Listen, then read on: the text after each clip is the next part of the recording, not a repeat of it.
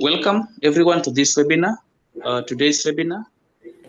My name is George Osimbo, and today I'm privileged to take you through this session as your moderator. So this webinar is CAML-TB accredited, and it will attract 3 CPD points. And at this point, keep welcoming your friends, remind them to join. This webinar is live streamed on YouTube, and watching on YouTube is for reference purposes and for just future reference after this webinar. Yeah, there's no need for PowerPoint. If you'd like to do some references or you want to go through this webinar once again, you'll go and watch the YouTube version from tomorrow beyond 12 noon. So at this point, on behalf of LMSK, I'd like to welcome everyone, and I can see many are joining. Quite a lot, yeah, there are good number joining. Feel welcome. Yes, there are quite a number from abroad, and allow me to say good afternoon, good morning, good evening to everyone. At this time, we are officially starting this webinar, and I'm privileged to take you through as your moderator. My name is George Osimbo. Our presenter is Godfrey Ogula, and we are privileged to be taken through this session by actually an expert in the field as far as medical laboratory practice is concerned. So today's webinar will focus on microbiology and specifically on culture. This is an area that is key for diagnosis of bacterial infections, among others.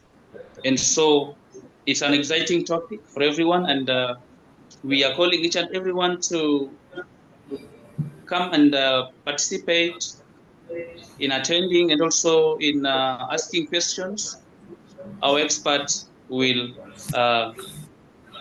respond to you accordingly. So just a brief information about our presenter today. Our presenter is Godfrey Adongo Ogula, and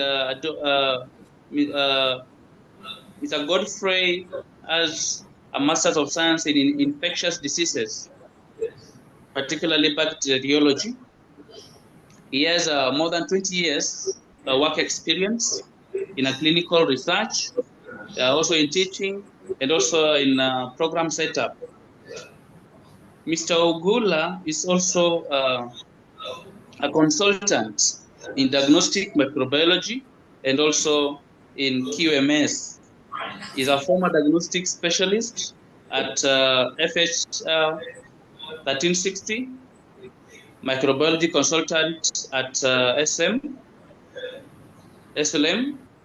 diagnostic microbiology in Kenya, Tanzania, and Rwanda. He's also a QMS mentor and emergency preparedness and response officer at JS. So at this juncture, I'd like to welcome our presenter. If you can hear me, Mr. Gula, feel welcome, and you can start. Thank you very much. Hello, good morning, good afternoon, good evening, all of you. Great. Welcome to today's webinar. And our focus today will be on bacteriology. And when you talk about bacteriology, it all starts from culture media preparation. So today I'll be taking through media preparation, the essence of media preparation, failures, errors, and the best way of troubleshooting all these miscoming when come to culture media preparation. So as you can see, our topic today is best practices for handling culture media in bacteriology laboratory.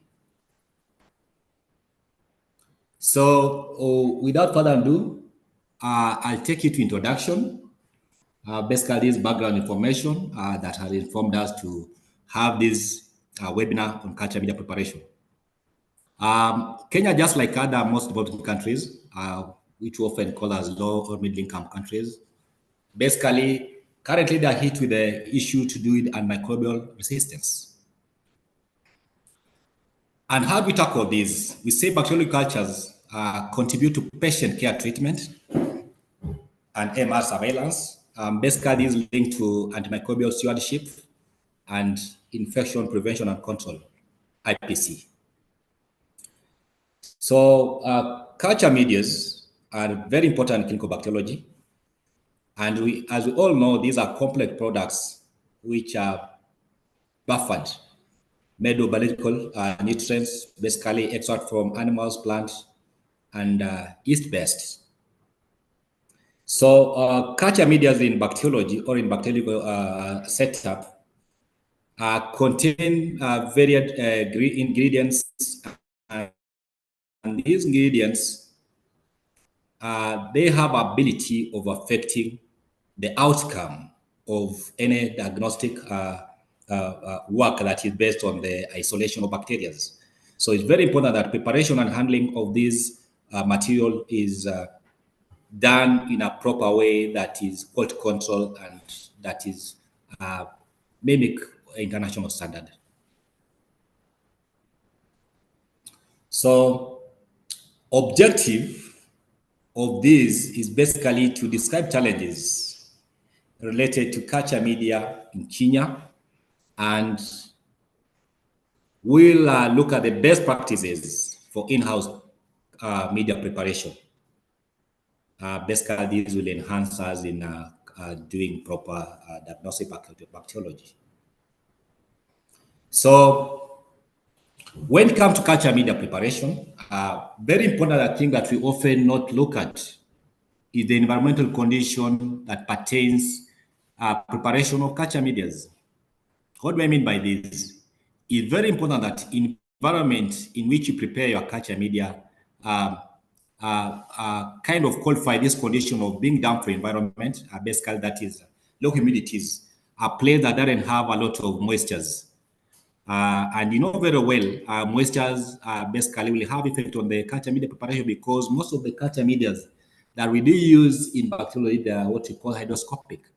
They have that ability of absorbing water from the atmosphere.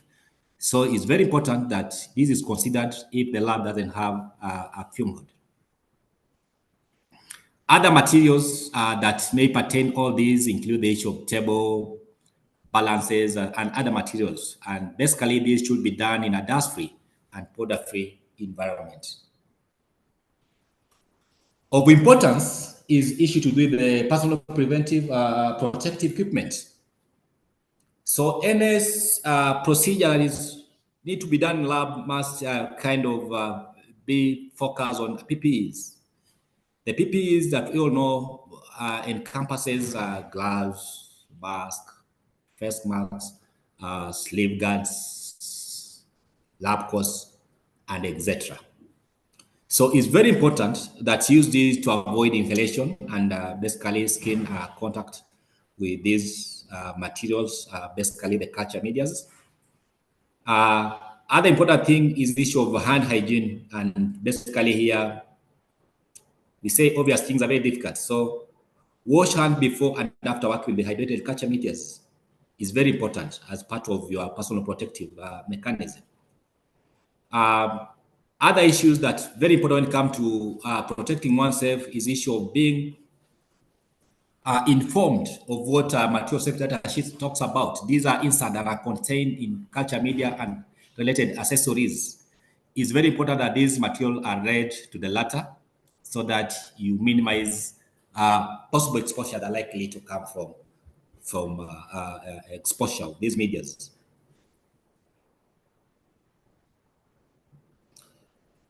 Basically, the other thing which looks more basic but very important when it comes to culture medias, this part of introduction is the issue of weighing. How do you weigh? This is very important because most labs that I have been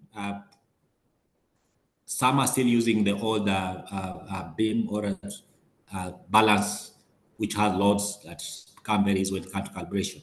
So it's very important that you have a top loading or position balance, which is able to give you desired measurement. And in regard to top loading balances, very important is issue of positioning, what you call qualification validation. How do you set up these top beam balances? It must be in a stable and vibration-free table so that you don't have skewed measurements when it comes to getting measurement of culture media that you may be preparing. So with this, it's very important that you use the verified control balances before use, and this based on the lab SOPs, the frequency of these can be determined based on the lab usage. In respect to that, calculation basically this pertains on amount or quantity of the culture medias you want prepared. As we always say, it's very important that you follow manufacturer instruction. Manufacturer instruction will guide you in even coming up with the specific SOPs for this preparation of these culture medias. So it's very important that these need to be considered. So how do you attain this? You can also attain this by having what you call predefined weights. Predefined weights that will make it easier for you to come up with a specific measurement for the reagent you want to prepare, for the culture medias you want to prepare, and also volumes. So just to kind of precise this, you can say that basically for solid, depending on type of the petri dish you are using, so those are just standard 4 basically, depending, as I said, on the type of the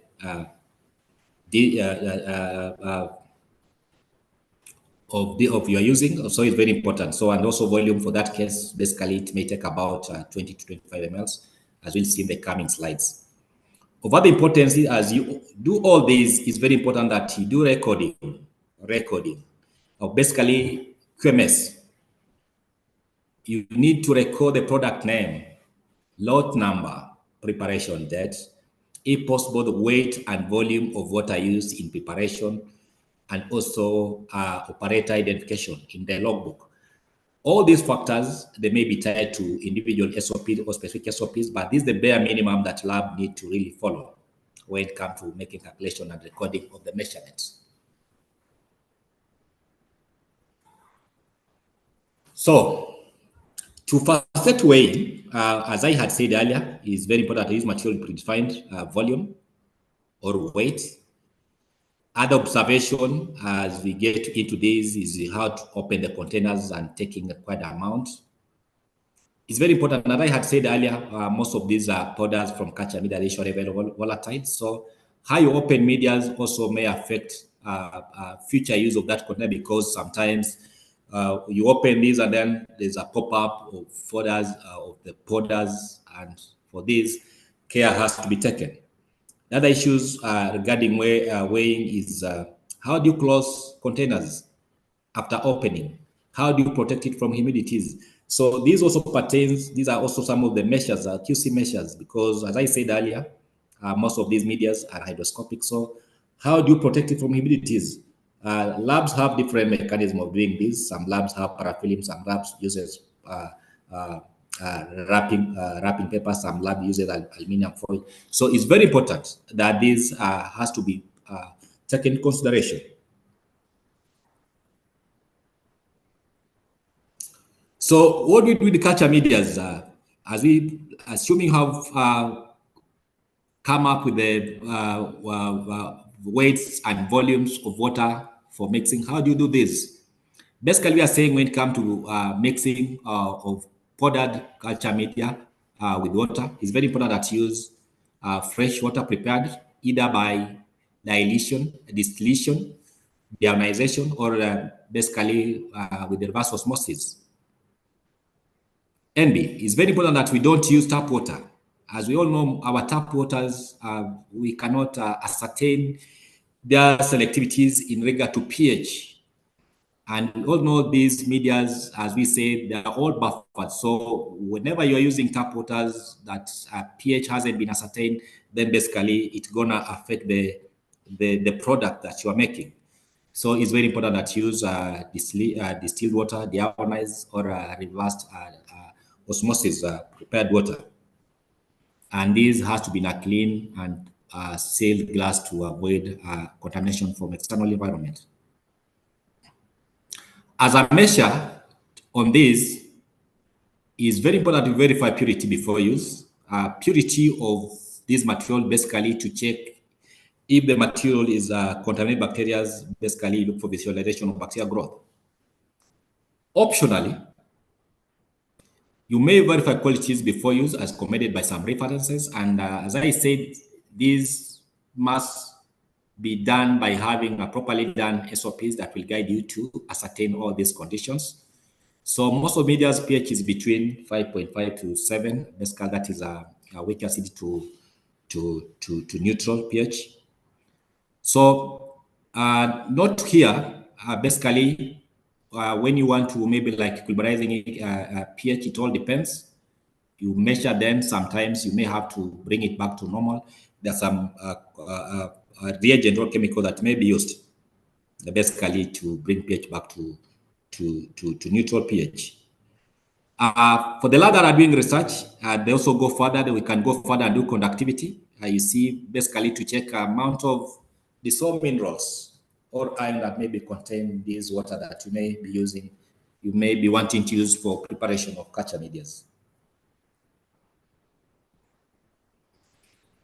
So when it comes to requirements and other materials, basically depending the level of the lab and financial strength.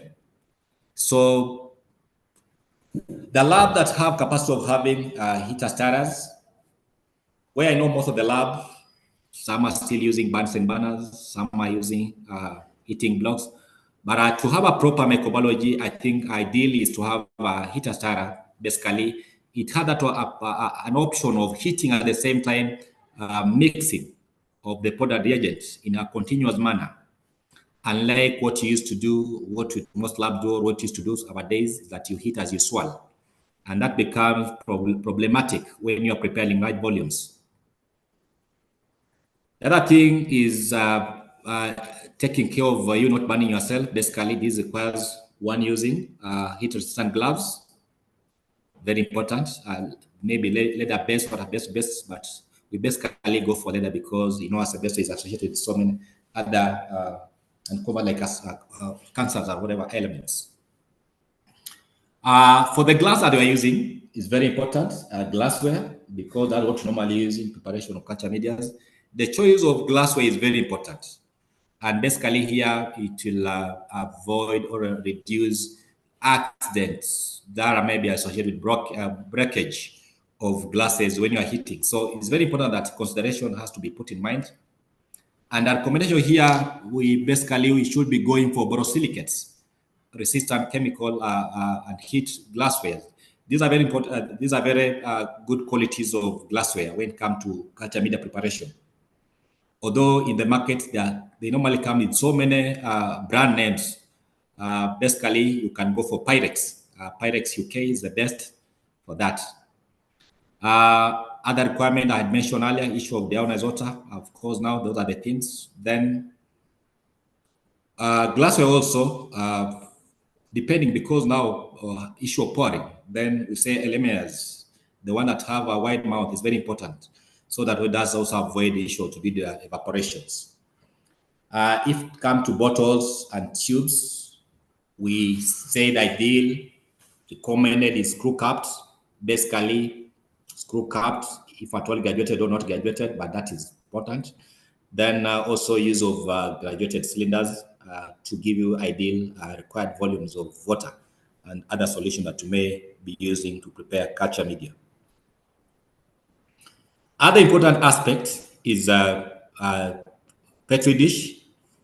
I know there are places which are still using the glass because of which to do the economy, but I would advise, because of issue of contamination and resistance, we go for disposable plastic petri dish. And if you are still using glass petri dish, then issue to desalination had to be put into consideration. Sterilization, basically, here lab will have to acquire hot air oven. Basically, procedural. We are saying if you're using hot air oven, then ensure that these glassware cool to before opening, because some of the measures you need to put in place so that you avoid the cracking of glassware.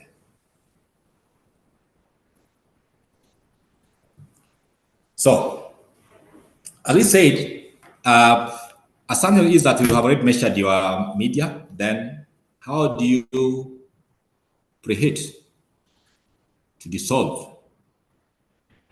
Ideal ways, you can do preheating of water. You can preheat water that you have already measured at about 50 to 60.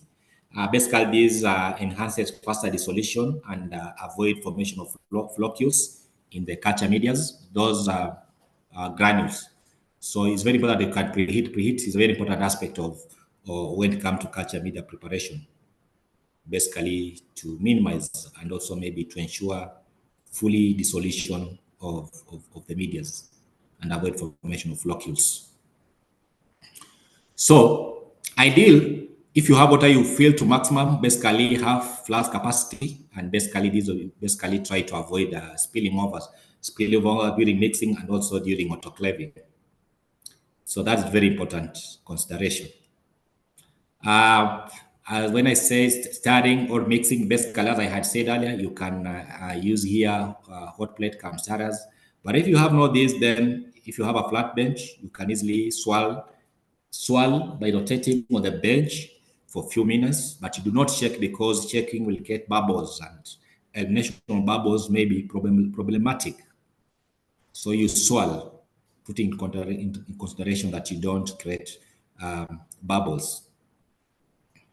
So when it comes to pouring water, also there are some of the hacks that you need to know. Basically, you pour from the side. You pour from the side as you move the excess powders that may have stuck on the glass walls. And also to remove those powders, because when they remove, they may get sticky on autoclaving. So that is very important to do that.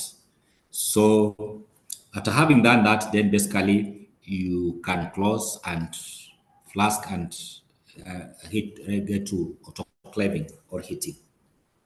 So another thing that has to be put into consideration is the issue of avoid boiling, overheating, and formation of foam. So that pulp that normally arises from the culture media. Issue of scorching, overburning, and clamping. And these may cause inconsistent mixing. Only autoclave when the solution has completely dissolved. Dissolution, new acceleration can cause uneven dissolution. So it's very important that before you autoclave, you ensure that the powdered culture media has fully dissolved, so that you avoid pH drifting, because not all particle will get mixed. You avoid about pH drifting and also browning, where the media deviates from its normal color. So it's very important that to avoid these pitfalls, you make sure that powdered culture media is fully mixed in water. So on sterilization, we normally, as a standard, autoclaving is done at 121 degrees Celsius plus or minus 2 at 15 Pepsi, basically at 15 minutes or to 20. And we say that know the manufacturer instruction is very important when you are doing this. There are some medias which cannot be autoclaved. A good example is Salmonella, Shigella, agar, Carboleas, and the rest. So you really have to put in consideration. Not all medias requires autoclaving. Then for liquid culture medias in tubes or bottles, it's very important before autoclaving, you dispense in the right tubes or bottles before autoclaving. So this is something that normally happens in most places. You find somebody has autoclaved media that's supposed to be put in tubes, in flask or bottles, then end up dispensing at autoclaving. This usually would lead to mostly contamination. Basically, if that happened, then it means you just have to restart again and prepare your media fresh. So when you're doing this, you also need to avoid oxidization.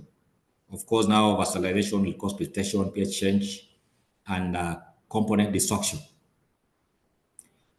And oxidization, of course, will result in contamination of the media because not all microbes will be killed. So you may assume you have full autoclave, but if that happened, then you are likely to have media contaminated. So when you're doing this, you also try to avoid direct contact with water, or autoclave and water accumulation in recipient bottle. Those basically in the carrier containers. You have to avoid that.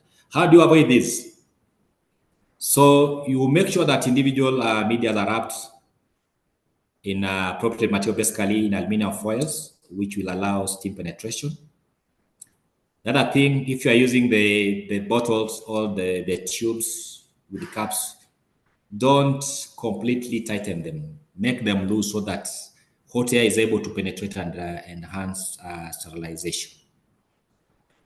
The other thing that is very important in a consideration is don't overfill because there should be enough space between the items to allow steam circulation. Do not overpack the autoclave. Do not overpack, because overpacking, it may make other material not gain the required temperature for sterilization. So how do you identify sterilized items? So basically, these are indicators of sterilization. Most of our labs set up in Kenya, we are still using autoclaving tape. So autoclaving tape, basically, you may label preparation date or media code, depending on lab SOP.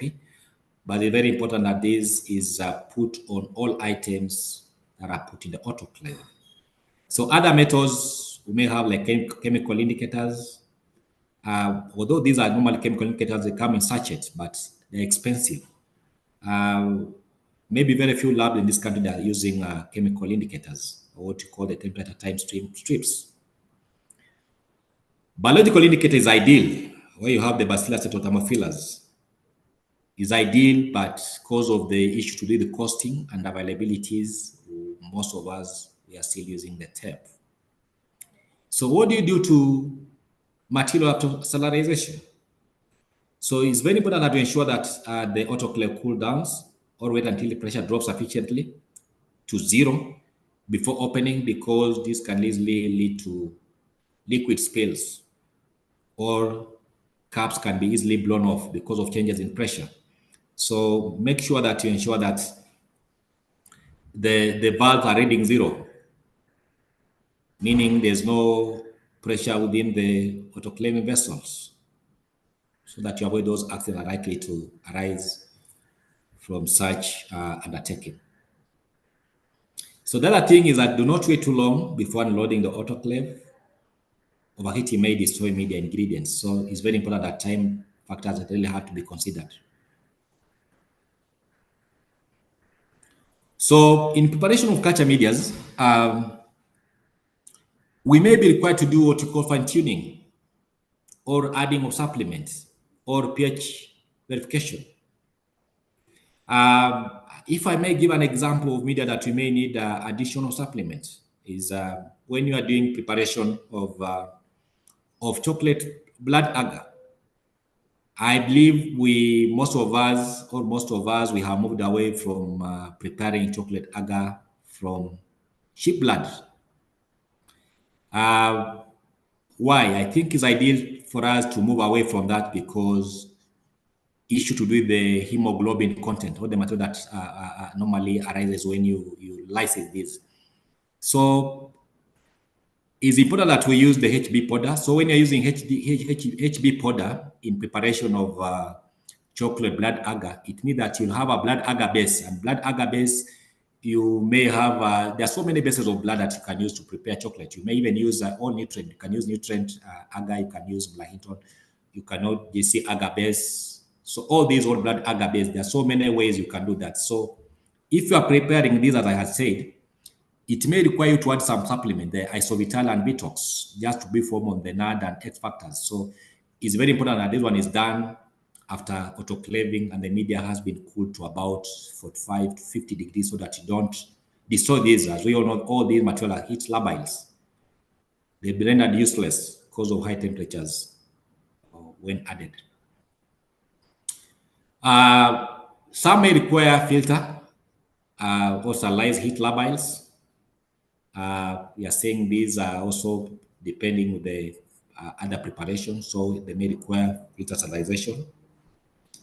So we're also saying that, and it is recommended that before you're adding supplements, maybe from storage, let's say fridge, is very important that to bring the material to room temperature before adding, so that you avoid those temperature changes that also may result in destroying or having a risk effect on the component that you may be adding.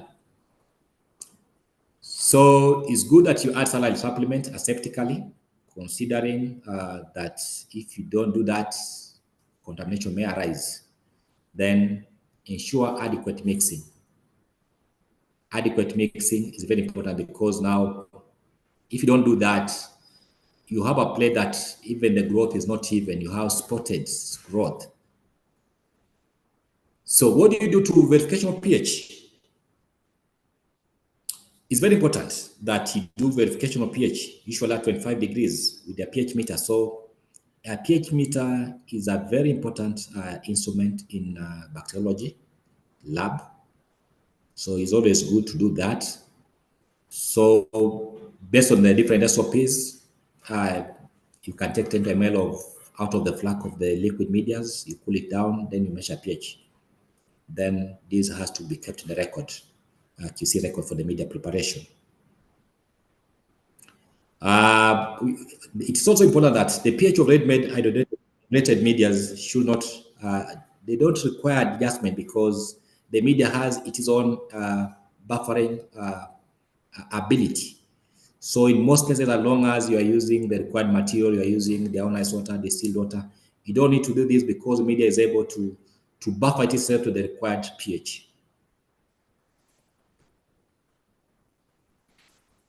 How do dispense prepared culture medias? These are very important parts in culture media preparation.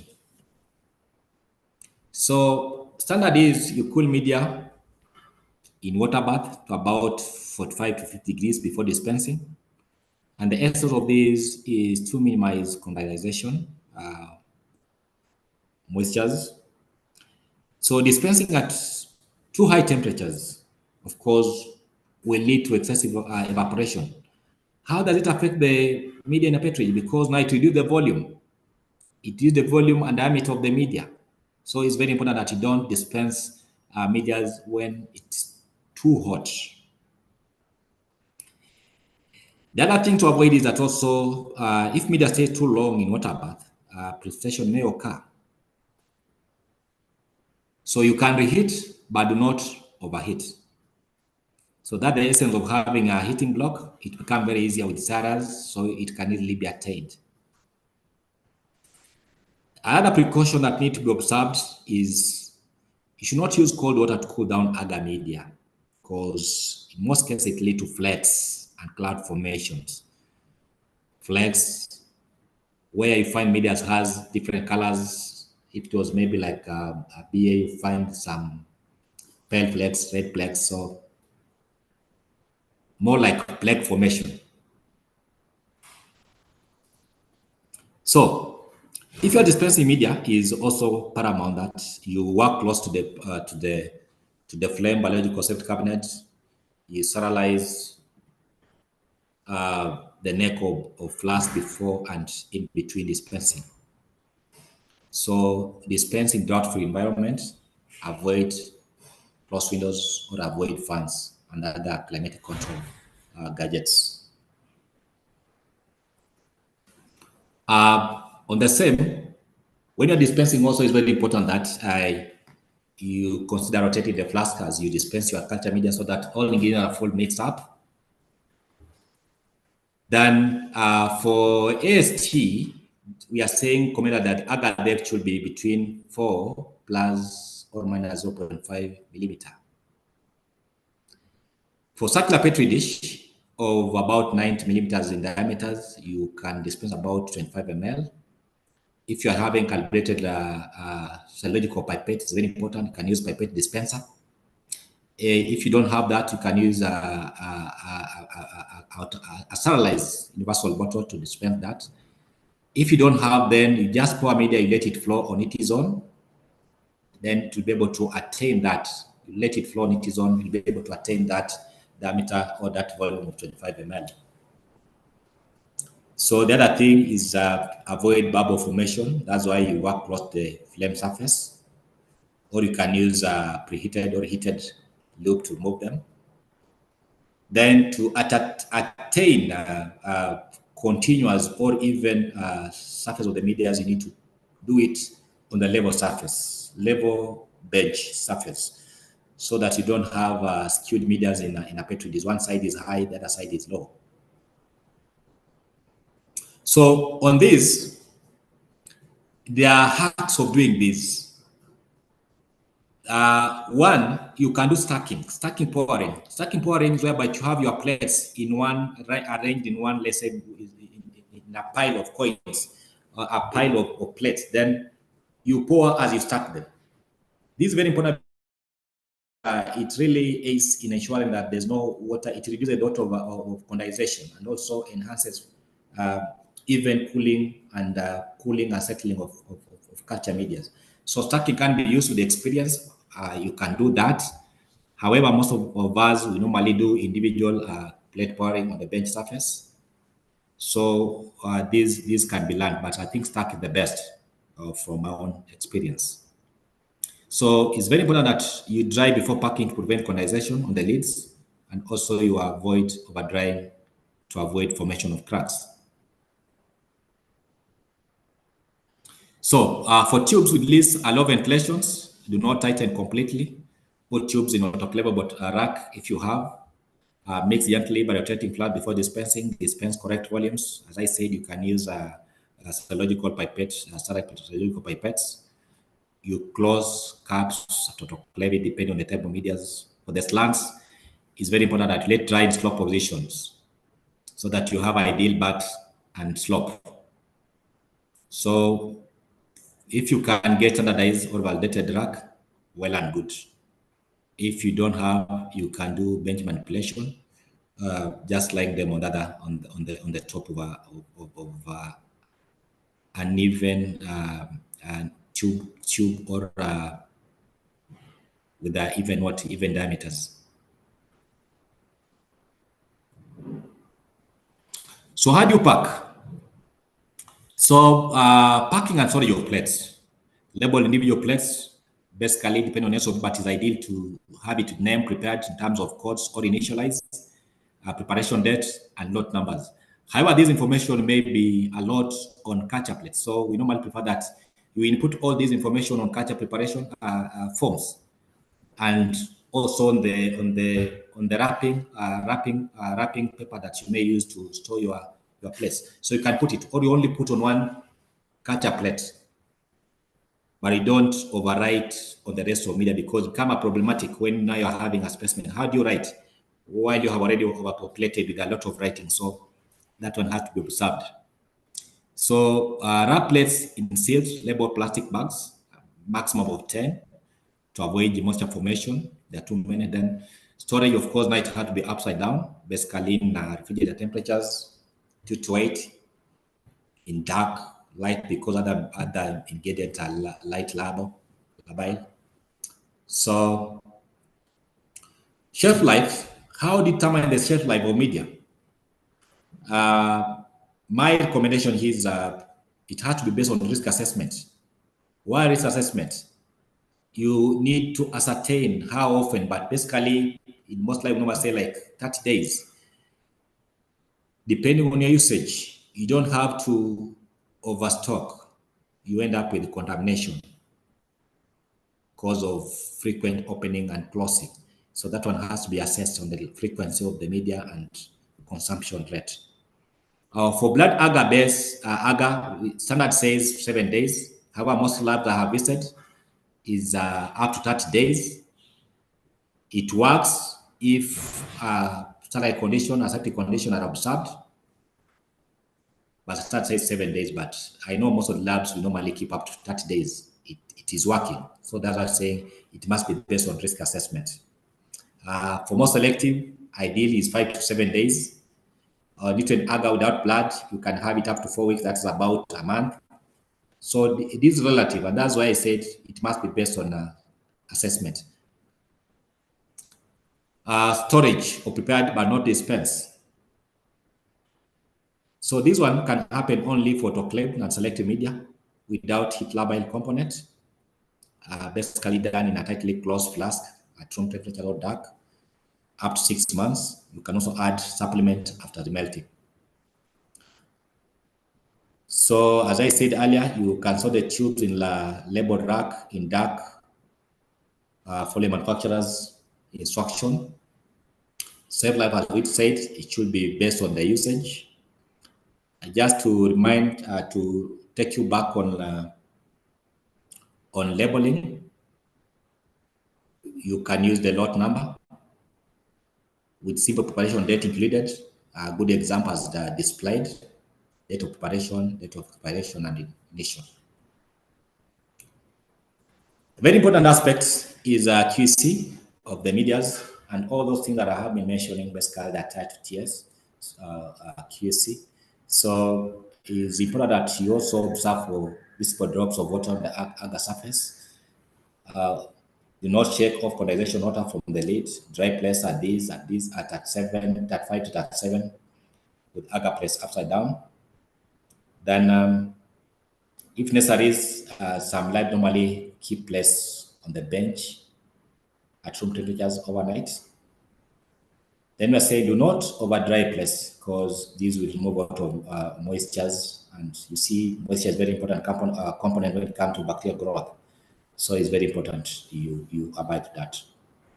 So the other visibility checks like visual sterilities before use of the medias, checking for contamination or growth of colonies is very important. Then that one has to be recorded.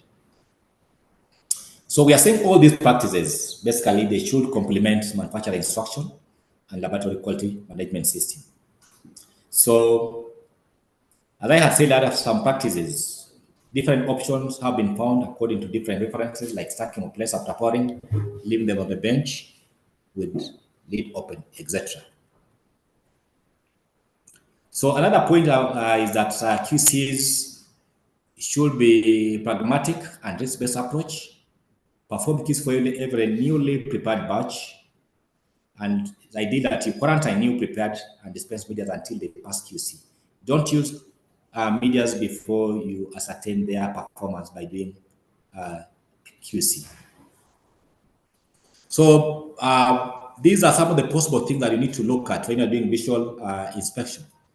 Looking at the cracked or damaged plates, agar detached from plates, frozen or melted, unequal filling, insufficient amount, hemolysis, color change, bubbling, moisture and dehydration, obvious contamination, presence of irritations, integrity of packaging, broken or cracked petri dishes, leakage from the petri dish, and accuracy of labeling.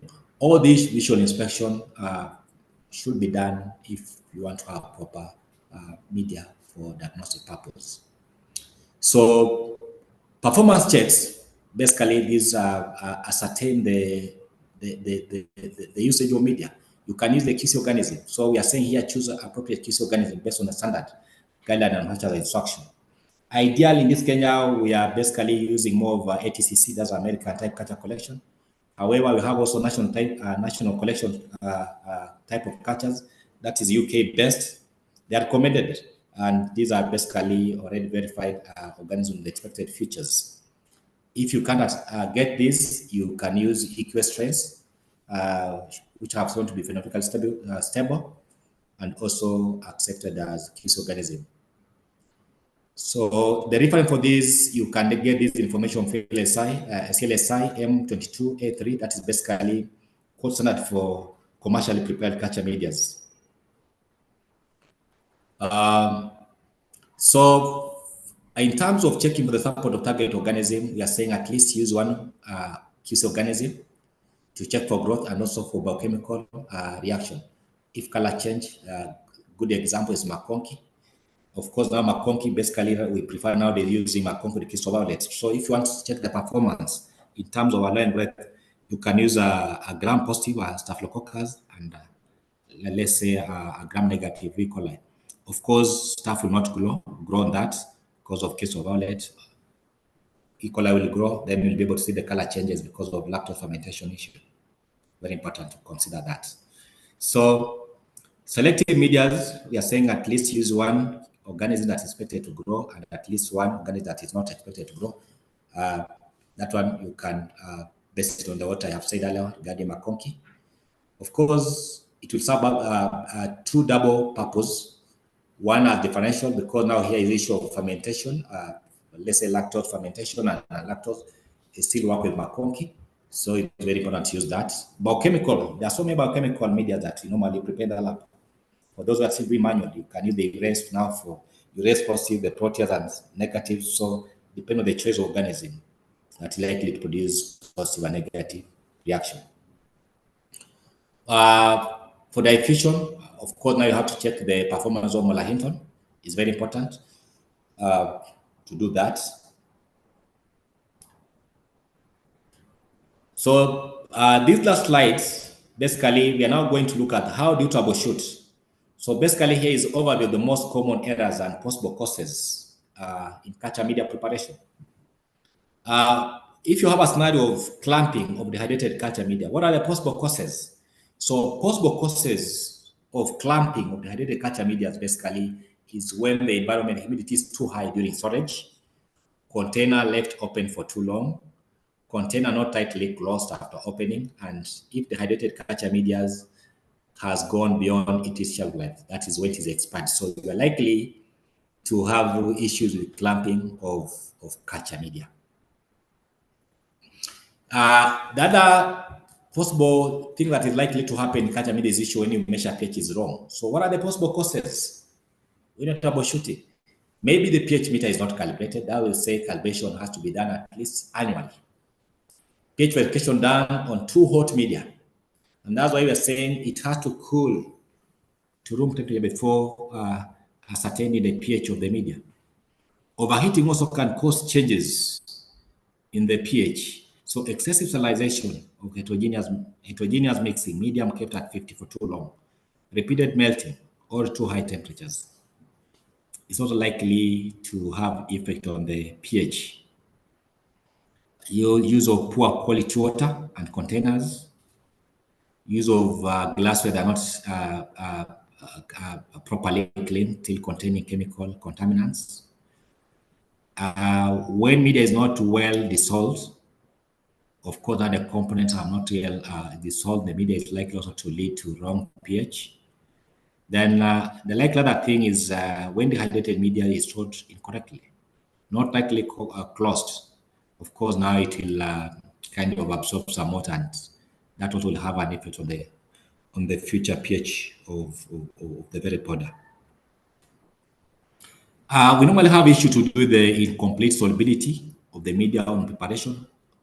Possible causes of this is basically when you use of inadequate water, of course, little volumes of water not falling SOP because now the SOP should guide you on which amount, on which volume of water is supposed to be used for given measurement. Inadequate heating, insufficient soaking, or incomplete mixing. And also these also can arise when the flask is too small because that will have effect on the mixing. So this likely also to have effect on the mixing of the culture media. Other issues is darkening or caramelization of the media, changes in color of the media. And this basically may arise when there's an overheating of the media during preparation. Also excessive salinization, because if you do excessive salinization can happen when you're not timing the autoclave. When it reaches maybe autoclaving temperatures, you leave it for too long, it can easily mess up the ingredient and cause darkening, which may also be problematic when you are doing culture because if at all you look at the it may be a problem, you may end up giving wrong outcome.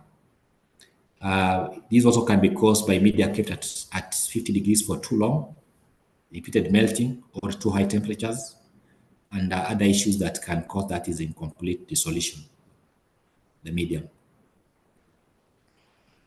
Other errors that are likely to arise in media preparation is incomplete gelling also of agars. You pour agar, you wait it to gel, it doesn't gel, it's still in liquid state. So what are the possible causes? Incorrect proportion of the product water, or error in weighing or over dilutions, wrong measurement. And that's why it's recommended that when you're preparing media, you need to have a temperature checklist so that you ascertain all these conditions, you end up with proper media.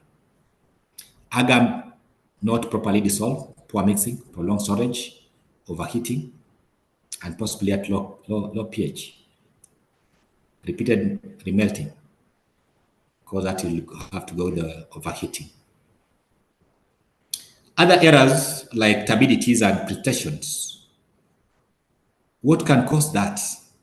The possible cause of such mishappening or as in media preparation basically, if you buy media of poor quality of dehydrated medias.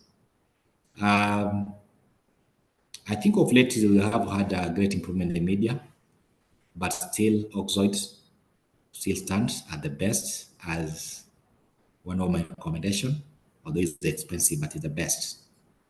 Use of poor quality water or container, overheating, excess utilization, wrong pH, loss of water during media because of evaporation can also result to turbidity changes. Then the other aspect of poor growth or loss of differential properties, what can cause that? Incorrect or improperly maintained QC organism being used, excessive heating, incomplete solution, and inhibitor substance in water. If you are using water that is not QC'd, in that case, if you're not using distilled water or deodorant water, or if you're using water that is containing head chemicals, can easily inhibit or impair the growth of microorganisms. So, to summarize this, with all these points, it's very important that all these are absorbed because we say garbage in is equal to garbage out. You don't use or you don't follow proper procedures in preparation of culture medias, then it means that these will have an outcome on your final product. And basically that is diagnosis, because you may end up not having a growth on culture media plate, not because the patient is not sick, but because of the procedures and the material that you are using. Henceforth, you end up misreporting, and these can have a grave effect on the patient. So we really have to be observant and follow laid down procedures, having proper SOPs, so that our final product is comparable and can stand test of time. Over to you, George. This is quite wonderful. Thank you very much, Mr. Ogula.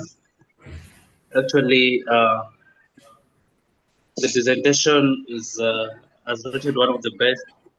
It's such a nice presentation, wealth of knowledge, explanations, quite elaborate, and I can see quite a number of medical laboratory practitioners are appreciating your presentation. And actually, just to go through a few, I can see Ibrahim Bala. Ibrahim Bala is saying nice presentation. Zomo saying nice presentation. There's Rafael Lumumba is saying, wow, so stunning presentation. Quite educative. That's Jeruto Nelly.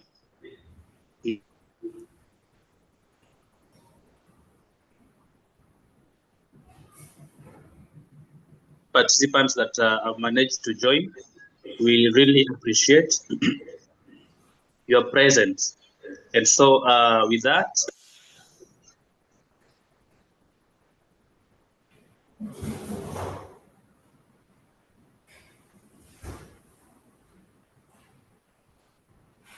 on this session where we request that you use the Q&A area or section to channel your um,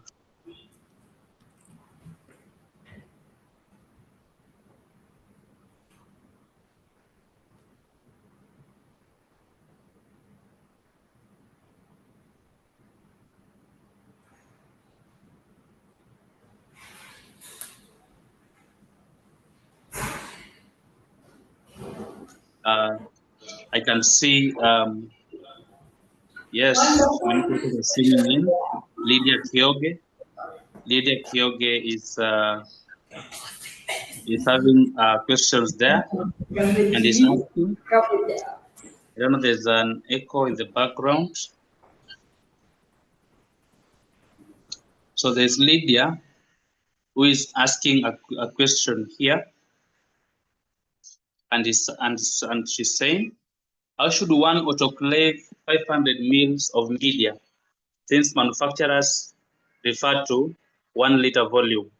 How should one autoclave 500 mils of media, since manufacturers refer to 1 liter volume? I think, Mr. Ogula, you can figure out this question. I've just read it the way it is, and you can respond. You can just unmute and respond.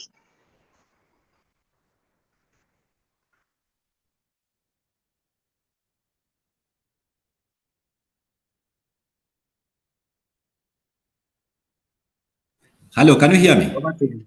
Yes. Yeah. So, Lydia, thank you for this very nice question. How should one prepare 500 mls? And manufacturer has said 1 liter. Basically, manufacturer instruction on the media content is just for guidance.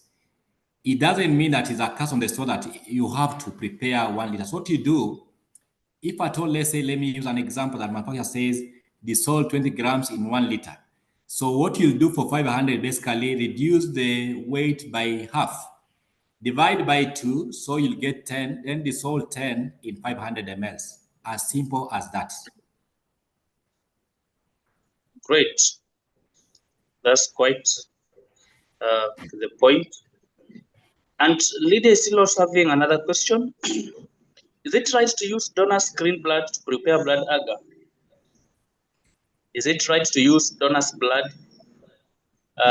donor's screen blood, prepare blood agar? Good. And then what are the It's good. effects of using it, if any? Yes. It's Over good to to you. come up with this question, and I think I'll congratulate you for asking this question so that we are get on this. Hoping that there's no lab that is still using human blood in preparation of culture media. Remember, national blood transfusion. How many infectious diseases do we screen in our blood for transfusion? HIV, hepatitis B, and C, and what? VDRL. How many other infectious diseases are we missing? That is number one. Number two, remember that when we bleed blood for donors, I don't know if the cascading or the questionnaire has changed.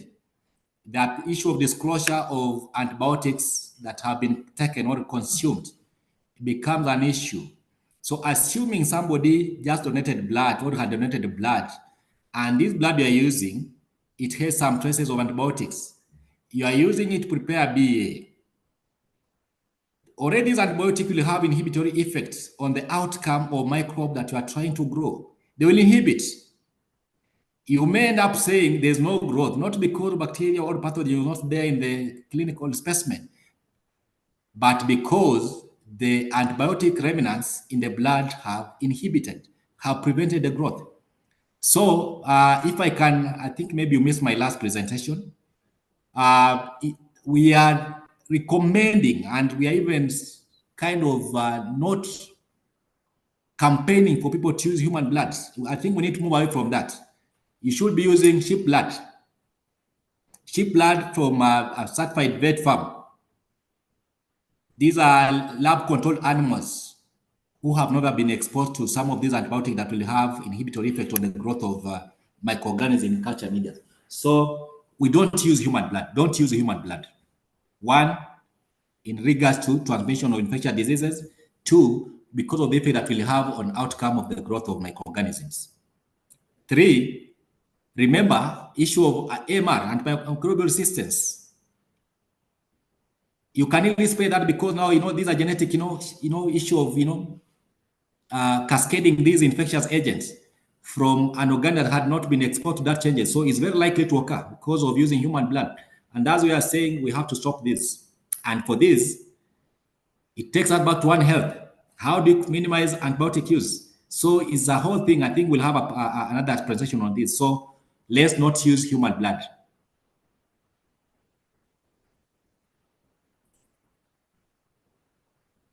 Great, thank you. That's good. Let's not use human blood, even if it is screened.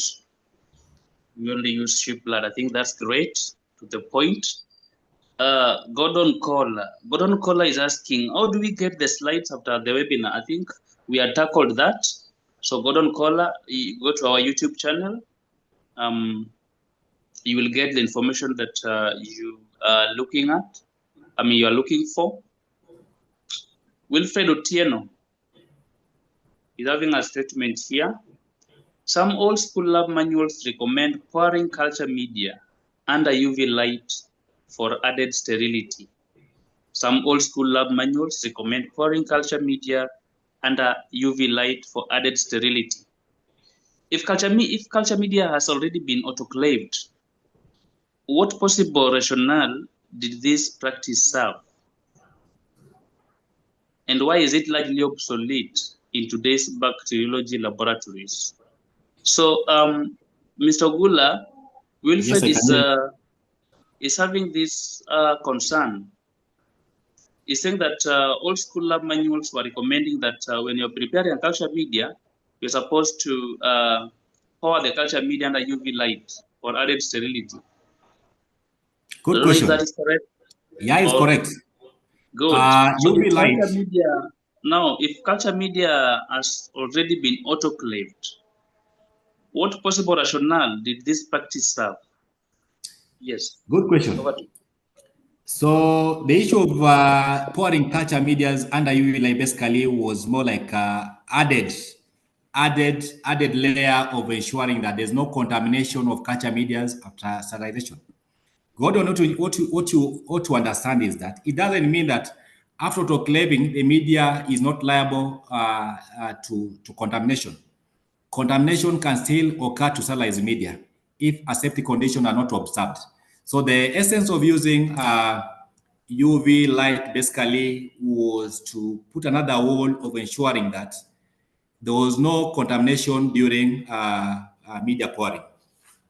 And basically, the practice is really used in cell cultures for the some of us who have worked in cell culture labs. In cell cultures, we still use the UV light when you are pouring the media for cell cultures. So what is important is an obsolete, but not really obsolete. It can still be practiced as a double measure to ensure that sterilized media doesn't get contaminated. Good. Thank you very much. Thank you very much for that answer. I hope Wilfred has quenched himself with that. Now, Daniel Wekesa is appreciating your presentation as a wonderful presentation. Alongside that, is having this I think concern or other question. Where do we purchase HB powder for BA and CBA preparation? And how much is it costing for smaller labs? I think, I don't know if you can advise Daniel. Yes, very important. And that's why, to preserve ships in the country that we avoid frequent bleeding of these sheep so that we get blood and chocolate. We only like when you procure sheep blood, that blood should be basically for preparation of BA. So when it comes to chocolate, as I keep on advising, is that we should get HB powder. There are companies that are providing HB powder. Also, it has HB powder. I think most of these companies, even the Must, even the high media that is cheapest in the market, you are able to get HB powder. So if you get HB powder, you also need to get order of isobitale, the enrichment. You need to get Vitox and isobitale. Those additional supplements that you need to add in the medias during the pork plating. For the blood agar base, of course, if you have nutrient, it can still surface. If you have malahinton, it can still work. If you have a gist agar, it can still work. If you have blood agar base, it can still work. So I think maybe that one we can have an offline. Then I can be able to advise on the best and where to get this. Great, that's good.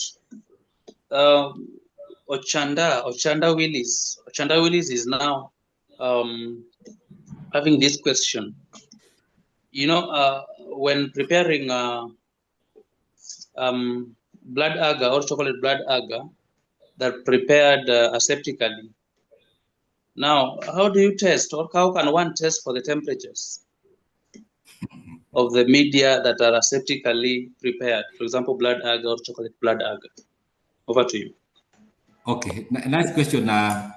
So we have two approach.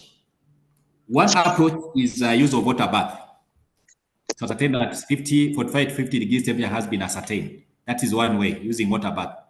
Number two way is using of thermometer with the probes. Currently, we have thermometer with probes. You just have to put a probe there and it will give you the temperature.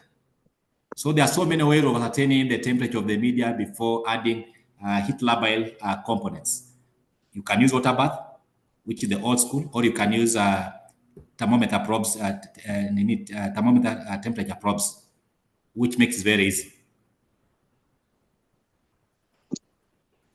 Good. Thank you very much for that. Now, Wilfred Otieno is having another question here.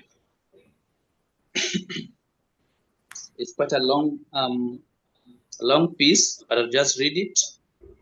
It's true that SS agar is uniquely prepared by boiling rather than autoclaving. Suppose someone mistakenly autoclaves it, and after inoculation, non-pathogenic coliforms grow abundantly, while Salmonella shows no halogen blackening. From a quality control and compliance perspective, what does this paradox tell us about the chemistry of media preparation? Very good question. And that's why, back to number one, always follow manufacturer's instruction. And that one should inform you when it comes to SOP preparation. So by deviating from not autoclaving to boiling to sterilizing, already that is an unconformance. That is one. Number two, the essence of not autoclaving is because there are components that are heat labiles. As you have mentioned, they will not give you expected results of the media. We say Salmonella SS is a selective for the two organism. So when that happened, it means that now you already interfere with the initial intention of the media. So you should not even go ahead. That is an unconformance. And if that happens, then you have to prepare your culture media. Over to you. Great. So there's someone also having a question here on storage of media. What are the reasons for storing media upside down? I think it's referring to a point where the media have already been plated. So they're usually put upside down. So in regards to that, apart from that, is also having another question. How do we test for sterility of media after dispensing to ascertain no contamination? So test for sterility while they being stored upside down. Over to you. So upside down is very obvious because, when you saw these media, of course, the media has some water of condensation inside. So you will expect water to vapors to follow from the media. And basically, the essence of storing upside down is that media, water coming from the media will fall on the lid. So it doesn't soil the media. And that also can also be a problem because now water staying on the medias will have effect on the ingredients on the culture media. So basically, water leaving the media will just, like kind of drop on the lid when it's sold upside down. On the sterility checks, there are several ways of doing sterility checks. One way is leaving the last poured petri dish. You can leave one on the bench, then you can have one basically incubated in an incubator. So you check for the environmental organic that are likely to grow under low temperatures and the one that are likely to grow in the at 7 degrees Celsius. So you can do that. Basically, you do a neat incubation of an inoculated culture plate. Great. Now, Wilfred has now said that he's asking the final question, but I'll read it. He said that there's a final question, but let it not be the final. If you have another one, just ask Wilfred Otieno. This is quite encouraging. Now, if expired media supports obvious bacterial growth, why must results still be rejected under compliance rules? If expired media supports obvious bacterial growth, why must results still be rejected under compliance rules? Nice question. When you talk of compliance rules, lab normally set their own rules. And you see, when you assess are coming or you are doing an audit, we'll be auditing your own SOPs. So that's what I was saying. The expiry date should be based on risk assessment and lab specific use. So if you decide to set your SOP, or let's say expiry at 2 weeks, and you find that the media is able to support you, like with the expected outcome after 1 month, then you really have to look at that and you do validation. If it really suffices for your working, then you can even adjust the expiry to that date. So basically, with the control keys organism, and you are able to do that, why not? Because this science is all about testing for the effect. If there's no effect and it's giving you all the required outcomes, why not adjust SOP? So if you set your SOP at low and somebody comes to audit and guess you may be using an expert, then of course we'll audit based on your lab set SOP.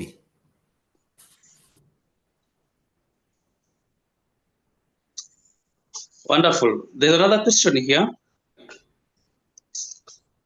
You've talked about CBA, BA, sheep blood, and all that.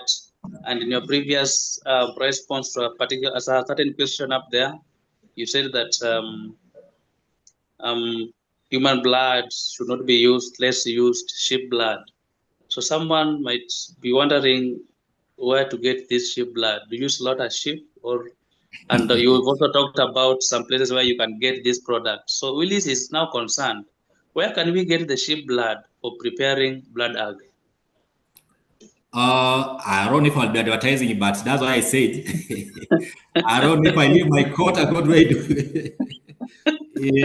We have vet farms in this country. We have vet farms where they normally bleed blood for culture media. A good example is Calro.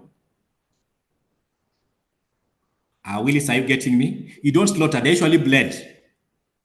Sheep are usually bled, not slaughtered. They usually do vein puncture periodically. Based, these are measured. They have to check the HB of these sheep. They usually bled, not slaughtering. So sheep blood usually gotten on vein punctures from sheep, not getting blood from a slaughtered sheep. And these are lab controlled animals, reared under observation. So that's one place you can get that. Although we have vendors also who normally sell, but I think going for vet farm is the best. We have Kericho. There are so many. Nairobi, University of Nairobi. So there are so many vet farms.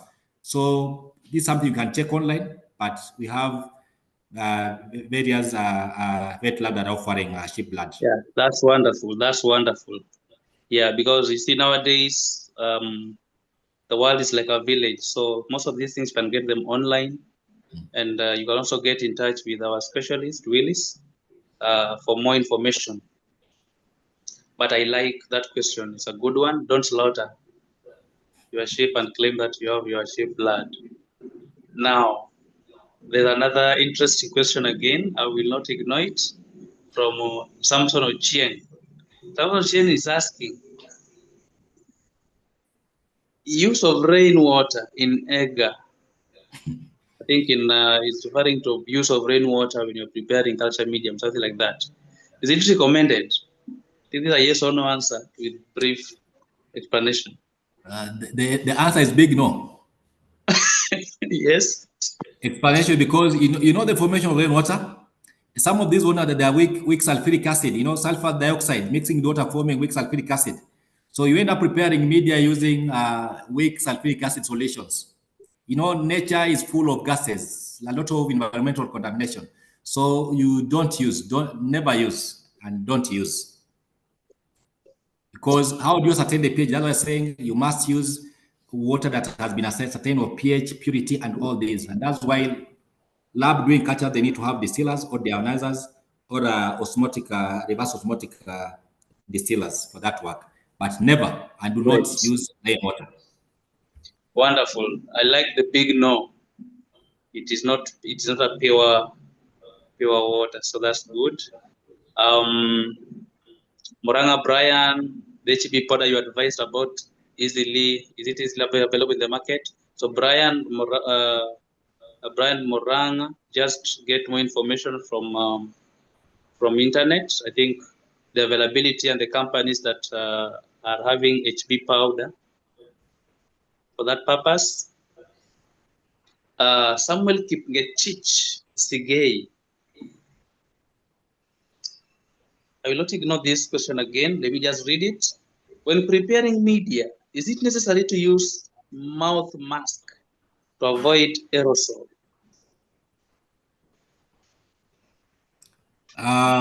Very important, because now when you are pouring, that's of course now preparation up to pouring. Sometimes you are likely to produce some aerosol that may be contained bacteria. So I used to tell my mentees and my students, like, we have reached a stage of not talking. Shut up your mouth, keep your lips mum, because as you talk, as you speak, you're likely to kind of contaminate the media. So mask is very important when it comes now to pouring.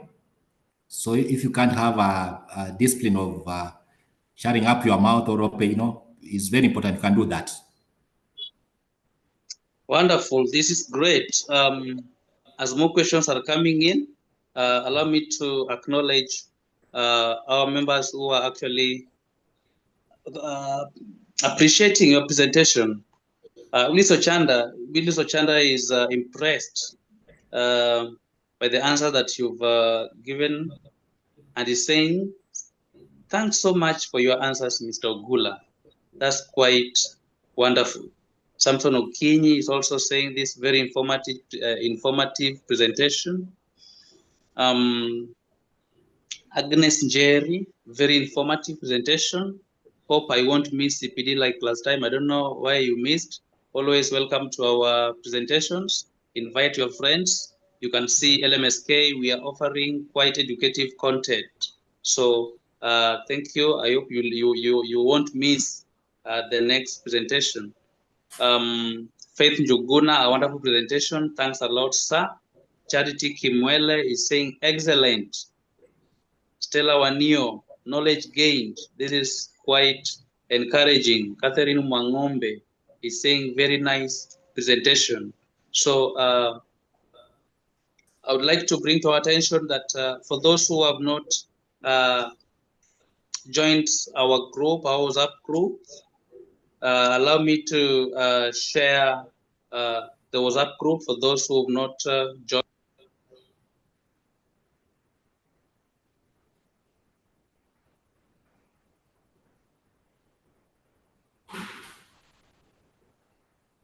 Of any development that we are making, and even the upcoming webinars. So that's our WhatsApp group. Just check the charts. So that's the LMSK WhatsApp group. For those who are not in any WhatsApp group, just check the chats and find our WhatsApp group there. You just tap the link and join. We'll be making additional communications. And if you are in any of our WhatsApp groups, don't join because we share similar content across the groups. So for those who are not yet in any of them, just tap that and join. So everyone is welcome to join our groups. Now, we are proceeding on with our questions. Abdifata Abdullahi is concerned with the following: preparation, use, quality control, and potency test of triptych soya agar. Yes, Abdullahi, I think this quite a content that will work, that is capable of warranting an entire webinar, but we are not going to ignore it. This is the reason why we are here, and so our presenter would just give some highlights on triptych soya agar. Just some brief information, maybe some small, something just in a nutshell about preparation, use, QC, and potency test. Triptych soya agar, just a few minutes. Over to you. That is TSA. We have TSA and we have TCB. We have triptych soy agar and we have triptych soy broth. Let me start with triptych soy broth. Basically, these are a broth that we normally use for long-term storage of culture isolates. Either culture isolate from the patient, maybe if you want to do research work, or for long-term maybe studies, or if you are storing QC organism. We normally use triptych soy broth, but we normally add 10% glycerol to avoid the issue of lysing of the cells on thawing. For TCB, is more like you can use even for purity growth because is now agar has been added, so it is in a gel form. So if you know, like retrieve, because these are high protein media, basically to allow long-term storage of isolates and QC organism. But it is easier to use the broth than the agar. Over to you. Wonderful. That's quite to the point, and we really appreciate. Bakari Sango. Yes, Bakari Sango. Bakari Sango is appreciating your presentation. And beside that, Bakari also asked a question here. I'll just read it. Can sheep blood be substituted with an animal blood to make blood agar media? I think this is quite thoughtful. Why is it sheep? I think you gave some highlights up there. Why is it sheep? I think there is a horse also, which is usually used. Why not donkey? Why not zebra? So just give some information on that. Thank you. Over to you. Thank you. You know, it's a human. So, you know, why not donkey and why not other animals? So, basically, you know, we are getting at the soil that is all reliable because, like sheep, you know, basically, for these organic, because if you go to literature, we talk of sheep or horse. But now we are looking at availability of sheep, of horses in these countries. Where can we get horses? How many farms in this Kenya are horses? Then the number becomes too small. So basically now it is easier to get sheep blood than horse blood. So those are two. And I remember even doing my last few weeks presentation, somebody asked, why not goat? And again, I explained that because now we normally say like other animal, like now in terms of how they take their dietary intake. For example, like goat. You know, goats usually consume a lot of herbs. It's a browser. And you see some of these herbs in their circulation, you normally say, and that's what wanasema, nyama ya mbuzi ni dawa, ni kama herb, because it had a lot of herbs, a lot of chemical in it. These will have effects on some of these ingredients, like even the outcome of pathogen growth. For donkey, I have never thought of donkey blood, but basically preference is sheep or horse. Thank you. Thank you. That's quite wonderful. Bakari Sango, I hope you got the reason why we just focus on sheep. Felix Ngoge is appreciating. That Joseph reason maybe to Nyan, what, George. yes, Remember, the essence of using blood agar is basically to allow us study hemolysis as an outcome of infection. Remember, we normally say blood is also a differential. It's a basal at the same time is a differential media. Differential in the sense that you are able to see hemolysis, so you are able to differentiate between hemolytic and non-hemolytic organism. So sheep blood usually gives very clear zones of hemolysis. great. Thank you very much for the additional explanation, which carries more weight.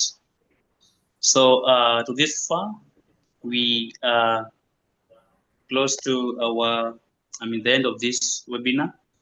But before we end, I would like to just give some few, like 1 minute to our presenter, just parting shot concerning this webinar. Anything that maybe Mr. Gula, you can just tell us, anything that you've observed, just you can spend around 30 seconds to 1 minute to just give us your parting shot. Over to you, Mr. Gula.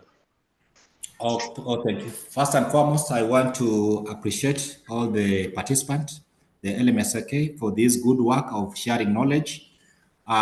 To my participants, it's very important that we follow our SOPs to the letter, and knowledge has no boundaries. If you're in a problem in maybe setting up or coming up with SOPs, you can get in touch. We can assist you. I'm able to assist you on how to set up microbiology lab. I know these are challenge in most of our county and even private facilities. So microbiology or bacteriology is very important. As I keep on saying, right now we are facing an animal called antimicrobial resistance. How do we solve this? We solve this by culturing organism, and we culture our organism in a standardized way that can be ascertained and followed to the letter. So let's practice this, and when we practice this as a country, we'll be able to eliminate so many problems and also support patient management. Over to you. Great. Thank you very much, Mr. Gula. And on behalf of LMSK, we really appreciate the medical laboratory professionals who have made it to this webinar. We really appreciate because it's a nationwide representation. I can see Winbrabra Gasheri, who was joined from Meru County, Franklin Ocharo joined from Nairobi, Edwin Kemoi joined from Kapenguria, Mercy Chepngetich joined from Narok East, quite a number, Catherine Mangombe from Kilifi. This is quite wonderful. Brilliant Chelangat joined from Nakuru. So many, yes, and this is quite encouraging. We have our upcoming webinars. Ensure that you register and join, because we provide excellent content that is relevant to the medical laboratory professionals of which you are falling under. So ensure that you also inform your friends, your colleagues to always tap in to obtain these lots of knowledge that are being shared in these our sessions. So to this far, I can say is 1 minute to 4:30, and our webinar now officially ends. So on behalf of LMSK, we are very glad and we are very excited that you joined us in this webinar. And so we say thank you very much. Our presenter, we really appreciate your presence and your well thought pieces of information, knowledge, and everything that you've imparted to us. And may God bless you. May God bless everyone. Thank you very much.